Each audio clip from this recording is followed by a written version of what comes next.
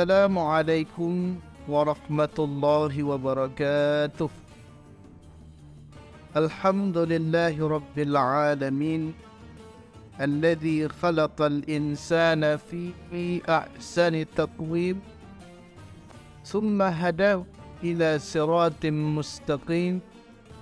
Allahumma salli wa sallim ala sayyidina Muhammad wa ala alihi wa sahbihi ajma'in. Amma ba'd.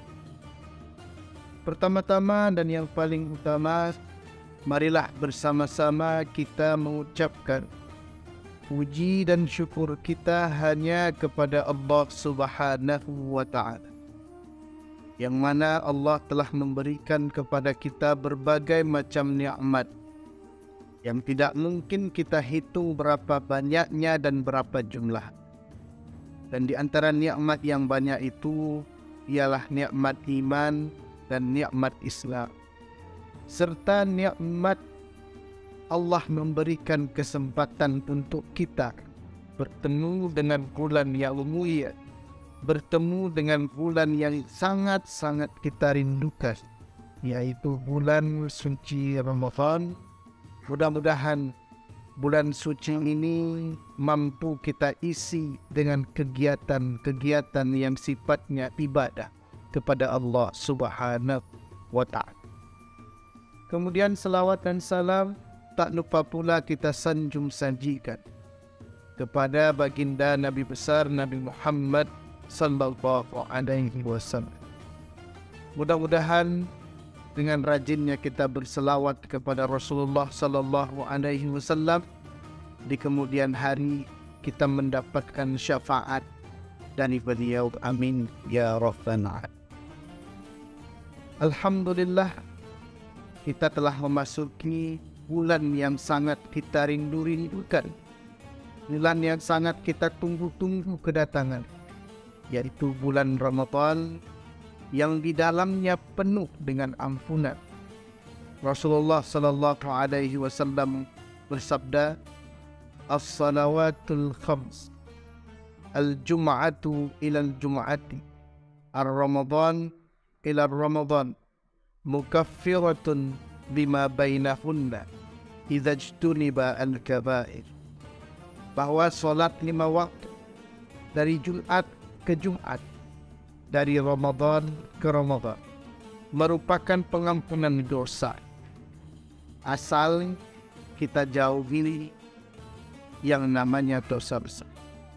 Juga kita baca bahwa idza jaa Ramadan futihat abwabul jannah, ketika datang bulan Ramadan dibukakan pintu syurga.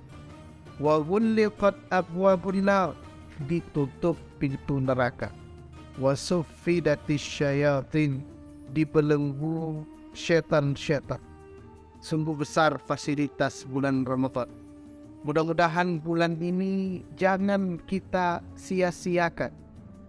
Mudah-mudahan bulan ini kita berlomba-lomba untuk memperbanyak amal ibadah kita, karena di bulan ini merupakan tempat untuk kita memperoleh pahala sebesar-besarnya, memperoleh ampunan dari Allah seluas-luasnya.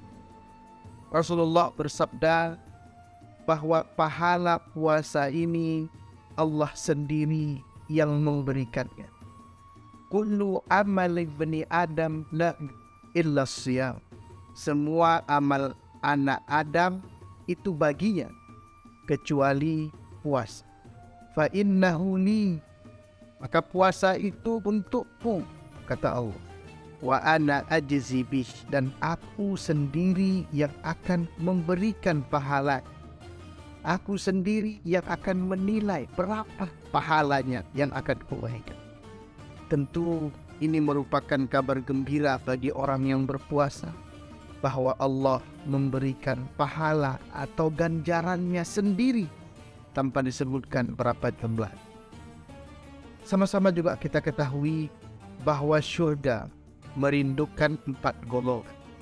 Al-jannatu mushtaqatun ila arfa'ati nafarin. Syurga itu rindu kepada 4 golongan. Yang pertama, tanil Quran, orang yang gemar membaca Al-Quran. Yang kedua, wa hafizin lisan, orang yang menjaga lisan dia. Yang ketiga, wa mut'imil ji'an, orang yang suka, yang gemar memberikan makan. Dan yang terakhir, wa shaimur Ramadan, atau dalam riwayat yang lain, wa shaimil Ramadan fi syahri Ramadan, berpuasa di bulan Ramadan. Orang-orang yang berpuasa di bulan Ramadan dirindukan oleh syurga. Mudah-mudahan di bulan Ramadan yang sedang kita laksanakan ini, kita memperoleh ampunan dari Allah Subhanahu wa Ta'ala. Kita memperoleh pahala yang dijanjikan oleh Allah Subhanahu wa Ta'ala. Juga ujung-ujungnya kita berharap kita merupakan orang-orang atau kelompok yang dirindukan oleh syurga. Wabillahi taufiq wal hidayah. Wabil ma'unah wal inayah.